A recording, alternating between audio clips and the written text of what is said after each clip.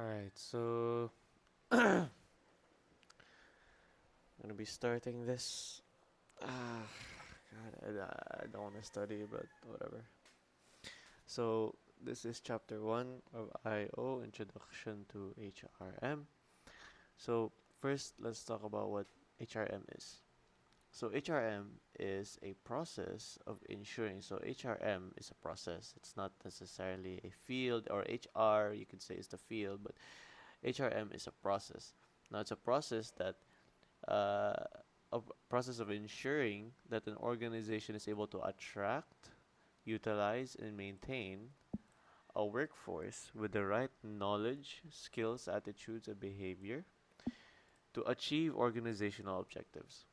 Now, the process is enabled by organizational policies, practices, and systems. So, let's talk about this for a bit. Now, uh, let's break this down. Human resource management is the process of ensuring that an organization is able to attract, so they're able to pull in, they're able to utilize, so they're able to use to the fullest potential, and maintain, which is, be or focus on longevity. Maintain a workforce with the right knowledge, so the smarts, the right skills, the skill sets that these employees possess, and attitudes, which is their attitudes and affect and thoughts towards things, and behavior, so their actions, right? So they need to be able to attract, utilize, and maintain a workforce with the right knowledge, skills, attitudes, and behaviors to achieve organizational objectives, to achieve a higher goal, or to achieve a goal that the organization is seeking, right? Now, this process is enabled, or this process is allowed, or it is encouraged, and it is able to come to fruition through organizational policies, practices, and systems. Right. So that's what HRM is. So we have this kind of thing here. This basically is the internal environment and an external environment and then performance. So how do we explain this graph? So we can see here that there are so these factors here, the ones in lines, they are job-based functions. These are job-based functions. These vertical lines here, and each and every single job-based function is under scrutiny and under the process of organization-based functions. So remember, we have job-based functions that are under the scrutiny and processes of organization-based functions, which are these here. Now, what is an example of this, right? Let's say, for example, you're doing recruitment. You're doing recruitment, this one here, or you're doing selection, for example. You would take into account all of these factors, the health and safety of, first of all, your employees, your existing employees, and the employees that you're seeking for. You need to consider the employee and labor relations, so the relationship between the organization and the company and the representatives of the employees. And also you have to consider the employee withdrawal and retention whenever. So that's basically the point, right? You're looking at these organization based functions and how they always will influence every single job based functions. Now, what is this internal environment, external environment? Well, this is basically to say that both internal and external environments will influence um, both job-based functions and organization-based functions. So, what is an example of this, right? For example, the internal environment may influence the development of the organization. Now, as we'll discuss further, we will know that development means um, in implementing a change for the long term kind of results, right? Now, internal factors such as maybe the attitudes of the employee or the environment or the organization may increase or decrease the level of effectiveness of that development kanang strategy. I'll give you another example. Let's talk about training. Training, by definition, is kanang an implementation of change that is like right there and then, right? It fixes an immediate problem. So, external environments, let's say for example, the availability of kanang resources or kanang maybe the weather, depending on your organization, right? These are all external factors that can influence any changes that you may bring that needs immediate uh, effectiveness to the organization, or in other words, training, right? So, uh, to summarize this graph, you have the job-based functions, which are all under the influence and processes of the organization-based functions, which are all under the kanang influences of the internal environment as well as the external environment. Now, all of these factors combined will tell you or will result in the performance of the organization. That means whether the performance is good or bad, that is all dependent on what you see in this graph here. Alright, so let's start talking about job-based functions. You have 1, 2, 3, 4, 5, 6, 7, 8, 9, 10. You have 10 job-based functions. You have job design, job analysis, human resource planning, recruitment, selection, performance management, training, development, compensation, benefits, right? So let's talk about job design first. Well, actually, okay. So let's go over the job-based functions and organization-based functions first. So you have 10 job-based functions, and then you have three, or sorry, is it three? Four. You have four, but technically you can consider it three. But let's just say four. You have four organization-based functions. You have health and safety. You have employee relations, and you have labor relations. Let's make this bold here so that we kind of understand where we are whenever we're reading, right? So you have health and safety. Again, you have health and safety, which is you're always considering the health and safety of everybody around you, your subordinates, your superiors, your new hirees, your old employees, right? You have labor relations, you have employee relations, and you have employee retention. So let's first talk about job-based functions.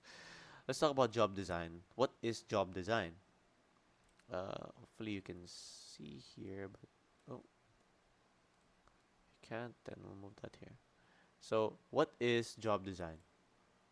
Now, job design identifies the general ways of how work will be done by defining specific tasks to be performed. Additionally, job redesign involves changing an existing job design. So, from the word itself, design, job design, you are designing the job. You're identifying the ways of how the work will be done or how work will be done by defining specific tasks to be performed. You are you are describing the job. You are looking at what things need to be done in order for work to be accomplished.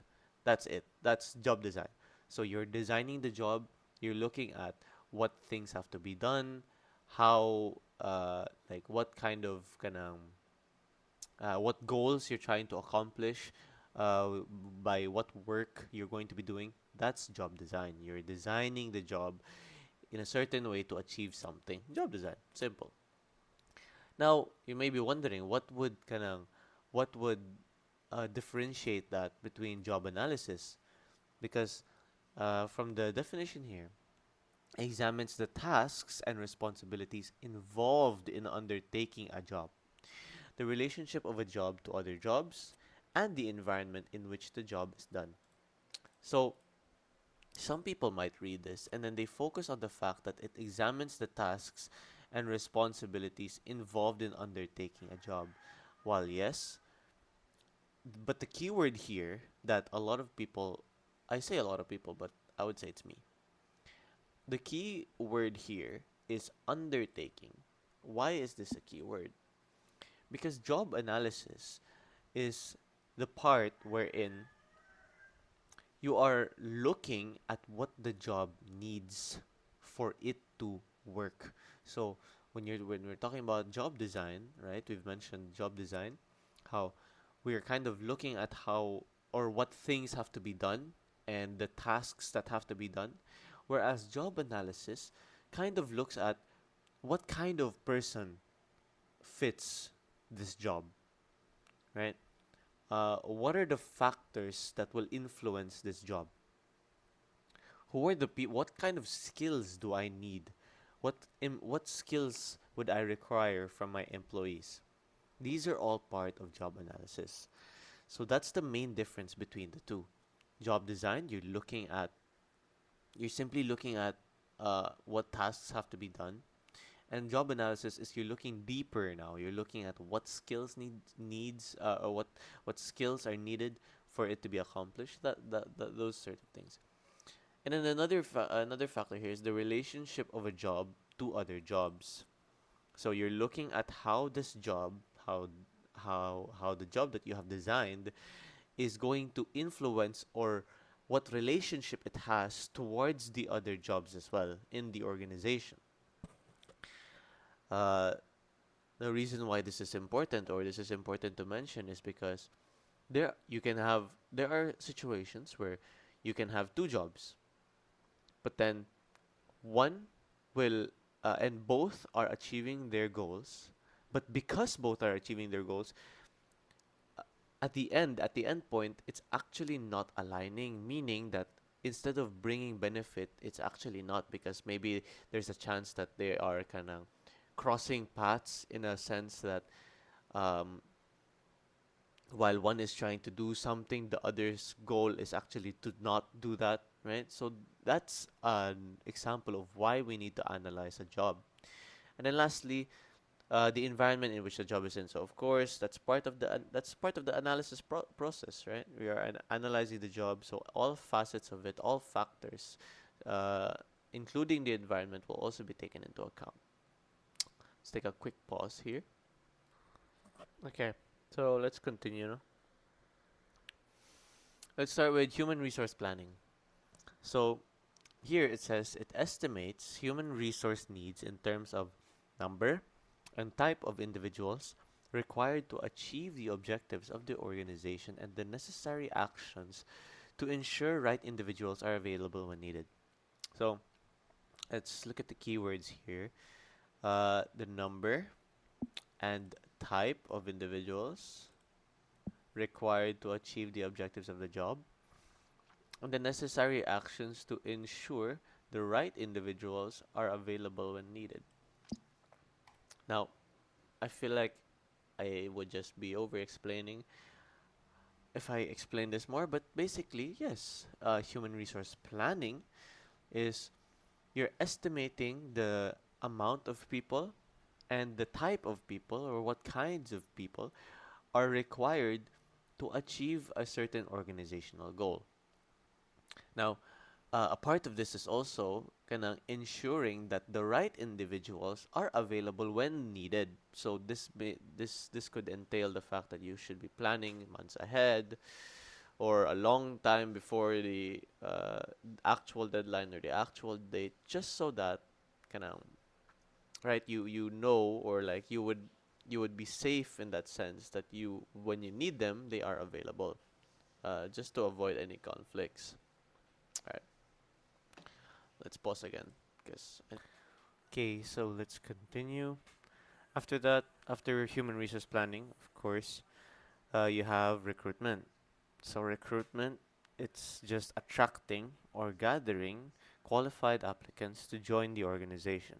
So recruitment areas, recruitment events, stuff like that, right?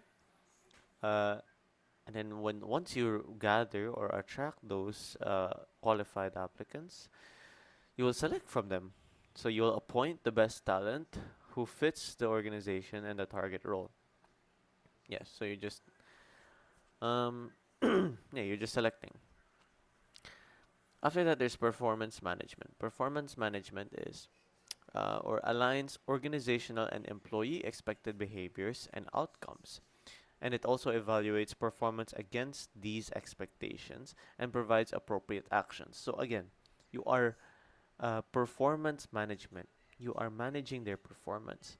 Now, you are trying to kanang you're trying to align, you're trying to gather data of the organizational goals and the employee. Now, you have the organizational goal, you have the output and the behavior of the employee, and then you have expectations for both of them. This is performance management.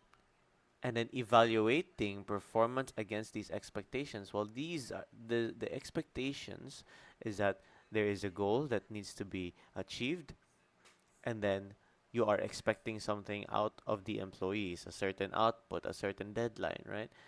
And when you reach a certain point, you will start to evaluate their performance against these expectations, and you'll provide appropriate actions for whether they maybe they need a maybe they deserve a raise, or maybe they need to be let go, right?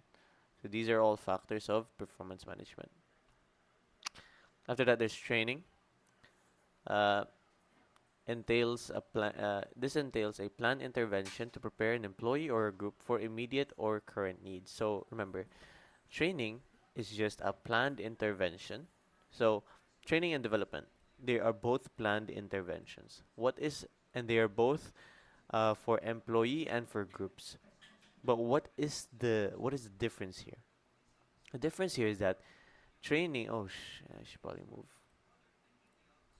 Yeah, training.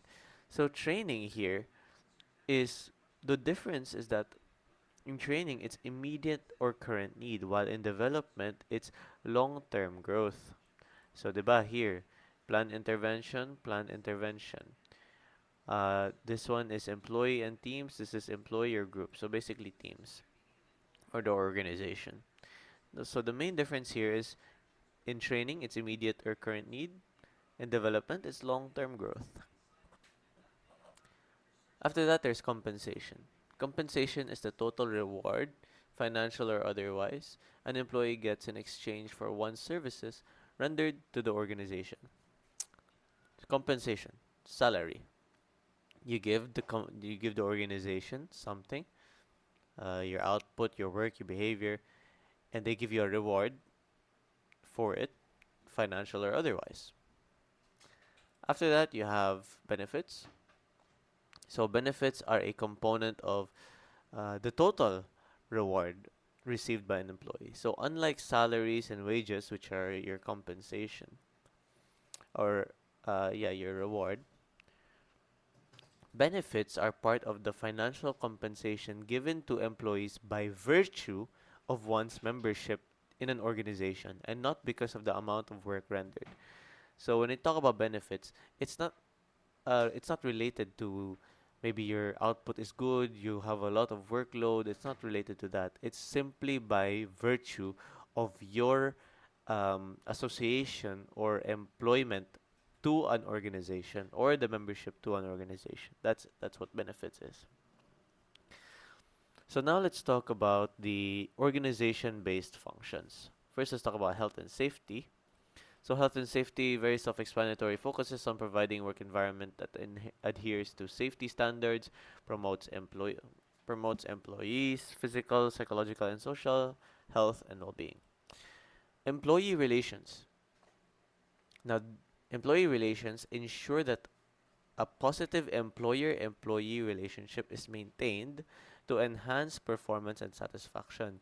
So again, the focus of employee relations is to maintain a positive employer-employee relationship in order to enhance performance and satisfaction.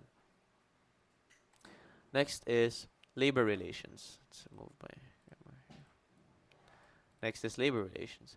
Now, this pertains to the relationship between the employer and the representatives of the employees. So what I think this could mean is, for example, maybe managers, maybe union leaders, right? So these are all representatives of the employees. Now, what is the relationship between the employer and those who represent the employees? Next, and lastly, there is retention. Employee retention. Employee retention is the process of keeping employees, retention. So you're keeping employees in the organization and you're minimizing the magnitude or the amount and the effect of employee separation. So it's the process of keeping employees. So you're not prioritizing, but you're finding ways or you're figuring out ways in order to keep your employees and to minimize the effect of them leaving if they do. That's employee retention. That's the focus of employee retention. Let's pause here. All right. So after that, um, let's talk about how organizations differ in how they regard or how they view human resource management. So there's the traditional and the progressive view. In the traditional view, it treats HRM as a cost. It treats it like something that is not necessary, and they see it as not really something that can really bring benefit to the organization. While the progressive and the current view when it comes to HRM is that they treat HRM as investment, something that will bring long-term benefits to the company or to the organization. Now, with the progressive approach, organizations gain competitive advantage to the extent that they are able to utilize resources that are valuable, rare, inimitable, and non-substitutable. These are the key words here. So, let's read this again. Um, Organizations gain competitive advantage. They gain an edge on the competition to the extent that they are able to utilize resources that are valuable, that is important, rare, that's not common, inimitable, it can't be copied, or it's not, yeah, it can't be copied, it can't be imitated, and not substitutable, meaning there's no other substitute for this. This is the only thing you can get. So if you're able to utilize these resources, then you will have a competitive advantage or a competitive edge against your competitors. Now, these qualities have become the sources of competitive advantage and lead to organizational success. Policies and practices may be accessible to people outside of the organization. Systems are usually open only to employees or to specific individuals within the organization. So, yeah, I don't really know what that has to do with that. Studies have shown that pursuing HR practices that enhance long term capability and investing in management development influence organizational performance. So, having an HR, um, abiding by HRM, going through HRM, will influence organizational performance and in a good way. While another study revealed that HR roles geared towards developing valuable, rare, inimitable, and non-substitutable resources are also found to influence employee productivity and quality of products and services. So, in short, HR and HRM is important for your company. Who would have thought? So let's talk about strategic human resource management. So we've been talking about HR and HRM for the past how many kuan na? So let's talk about SHRM. So this is strategic human resource. Now, this consists of planned policies, practices, and practices that enable the achievement of organizational goals and objectives. So again, strategic human resources, you already have a strategy in order to for you to implement your human resource management processes. So you have planned policies and practices that will enable you to achieve these organizational goals and objectives. Now, This is viewed as a process of creating value to the organization through HR policies and practices that support the organization's long term growth and viability. Now, in creating SHRM policies and practices, it is fundamental that first, the participation of both line managers and HR professionals is a must. So, we may we may think to ourselves or assume that, oh, it's like we don't have to partake in that because I'm a manager or I'm an HR head, so I don't have to partake in the policies. No, it applies for everybody. Next, HR is actively involved in strategy formulation up until the achievement of organizational objectives. So again, the HR is involved, right? The HR head or the person who is appointed human resources is actively involved. They are aware of what's going on in the organization. Um, they are involved in formulating the policies and practices. They are involved with how the process is going all the way until the point of when the actual goal is achieved. Now,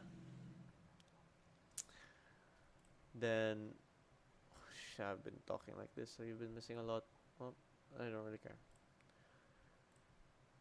Next is alignment is enhanced when the HR understands the business's broad strategic goals and directions. So again, the alignment of the policies and practices that the HR head is going to create to align that with the goals um, that the business is trying to achieve or the organization is trying to achieve.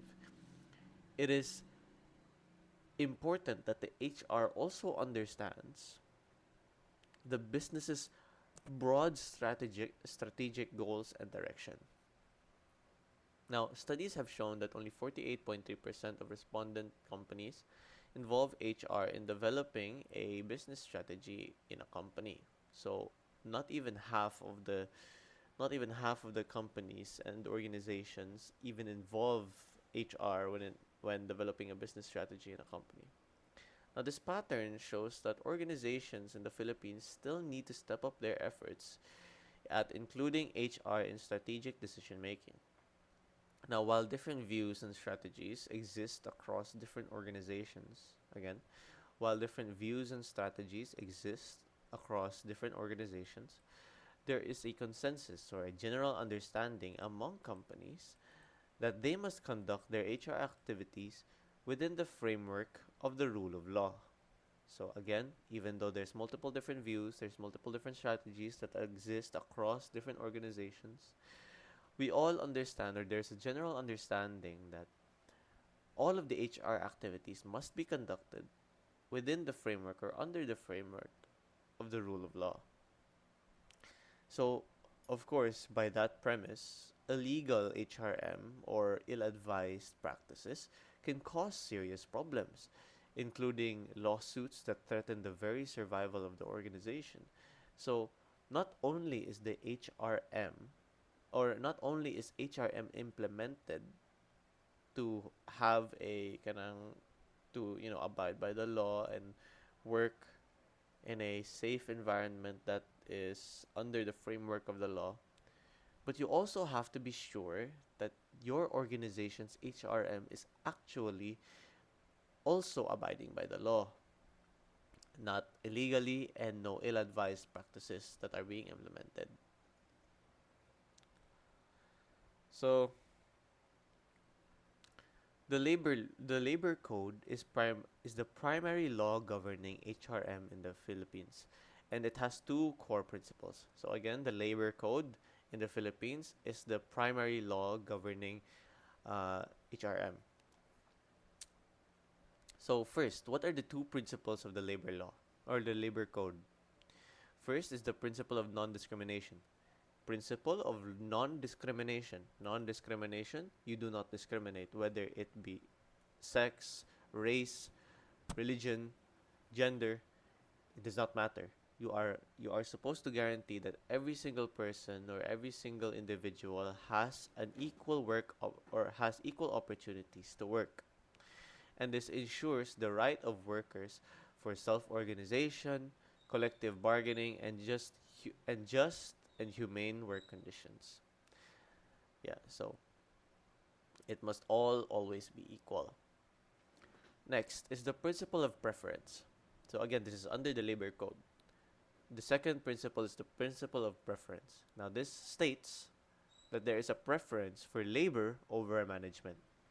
Now, it mandates that legal uncertainties in the interpretation and implementation of the code must be resolved in the favor of the labor. So, if there are legal uncertainties, if there is unresolved issues, is if there's interpretation and implementation that is kind of vague, kind of a gray area, the the law, the court will always be in the favor of the labor na lang. So that's the principle of preference. Now this was enacted in 1974 and it was revised over 4 decades and it was renumbered in 2015 and divided into 6 books. Oh, how much did I? Okay, not that much. I should probably have it here at the bottom. Yeah, okay. So, yeah, divided into 6 books, which collectively prescribe a comprehensive framework to protect workers in all stages of their employment life cycle in an organization. So again, these 6 books were or the labor code, comprising of 6 books, are here to protect workers in all stages of their employment life cycle in an organization. Not just any organization, but all organizations. Now, let's talk about each book. Book 1 governs pre-employment issues, including recruitment and placement of workers, employment of non-resident aliens. So, anything that has to do with before the actual employment period is Book 1. Book 2 covers HR development programs and guidelines for formulating national policies and establishing the corresponding administrative machinery for their implementation. Not gonna lie, I'm already bored of this. I don't know what's happening. But again, let's read it again. Covers HR development programs and guidelines for formulating national policies and establishing the corresponding administrative machinery for their implementation. So, HR development programs, guidelines, national policies, implementation of machinery or whatever, book 2. That's book 2. Next is book 3.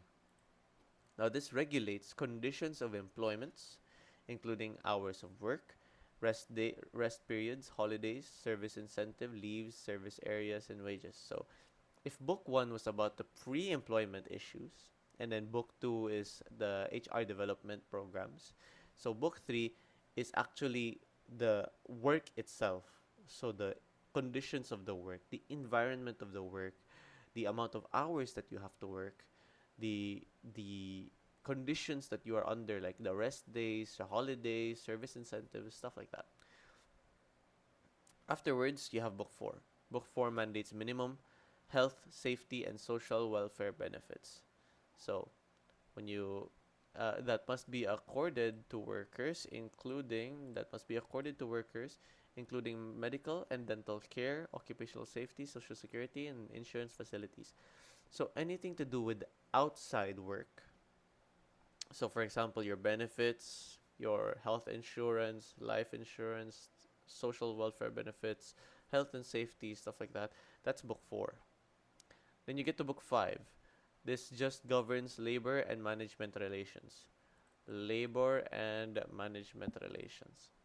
You have book 6, which governs post-employment. Again, governs post-employment issues, including termination of employment of workers and retirement of work. So let's go over it again and let's see if I can remember. Book 1 is pre-employment. 2 is HRM programs and development. Number 3 is the job itself, the conditions of the work. Number 4 is, book 4 is anything to do with the benefits, in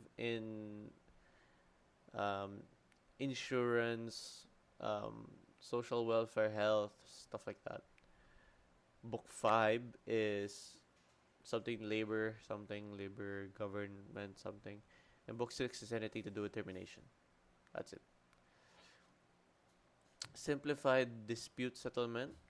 So first it starts with the worker, then the employment complaint, then it moves to the labor arbiter, the POE administrator, the DOLE regional director. I'm not gonna lie, I don't know this, so I have to read upon this pa.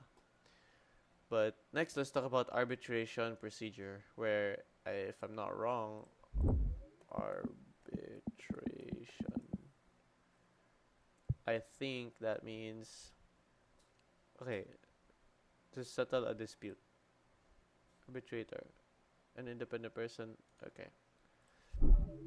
So when we say arbitration procedure, this is bringing a third party in order for us to kanang settle a dispute, right?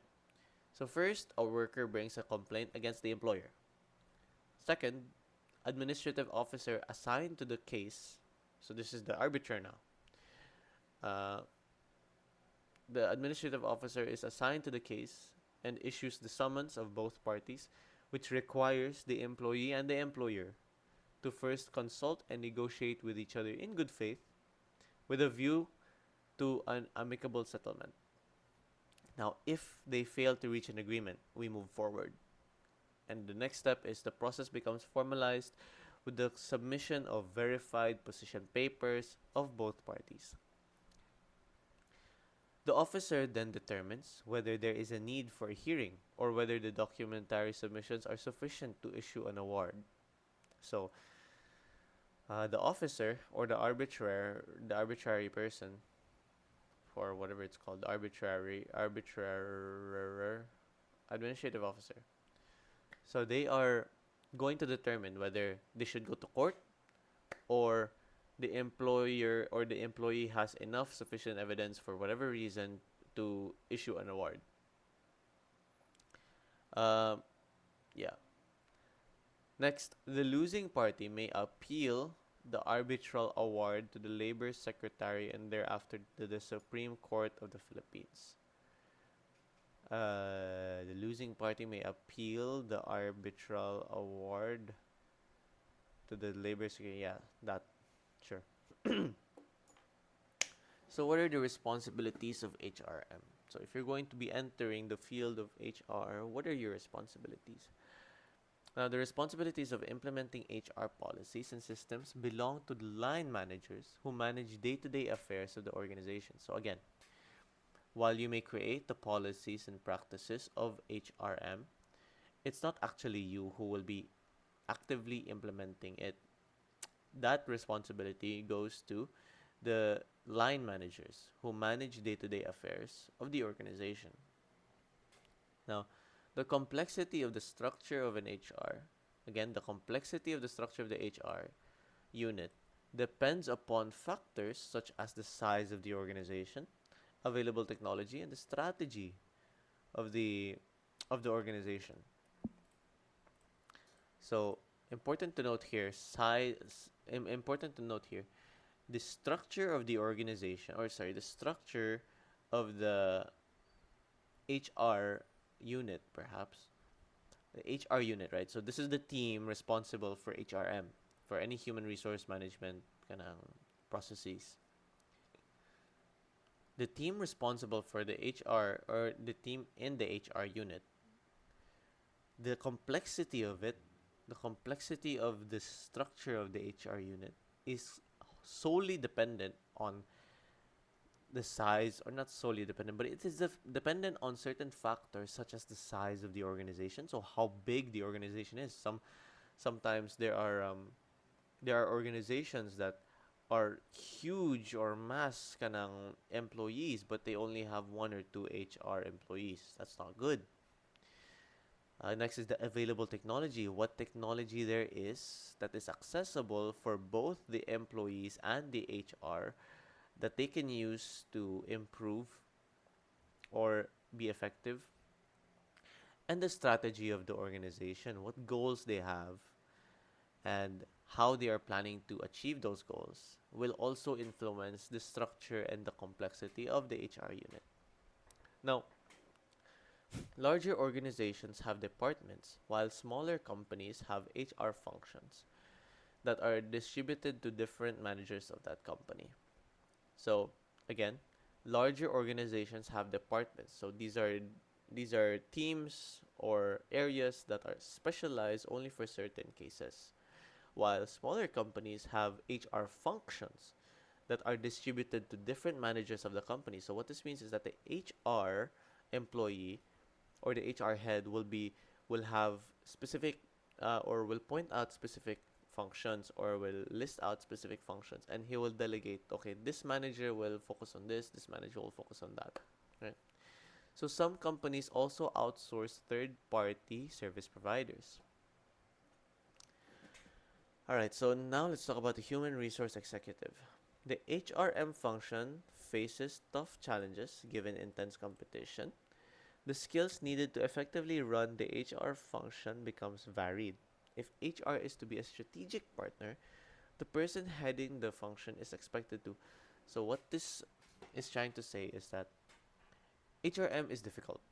HRM, you will face tough challenges, hard challenges, obscure and challenges that you have not tackled before. So if you want it to be a strategic partner instead of something of a cost, like the traditional view, the person who is at the head of HR is expected to first understand the organization and the business, or sorry, understand the business of the organization. Next, he or she must have the basic understanding of the competitive environment of that the organization is in. The competitors, the product that they're selling, the demand, the supply. They must have the basic understanding of the environment. Next, they are able to see trends and the long term implication of business strategies. Of course. Next, you must be able to convince top management to develop needed policies and practices to support organizational strategies. If you're going to be implementing new policies and practices, you must be able to convince top management to allow you to implement those um, policies and practices. Next, you must have technical aspects of HR and being competent in those areas. Of course, you have to be able to be well versed in the field of HR. And lastly, you must possess skills that make him or her globally competitive as well. And that is it for introduction to HRM.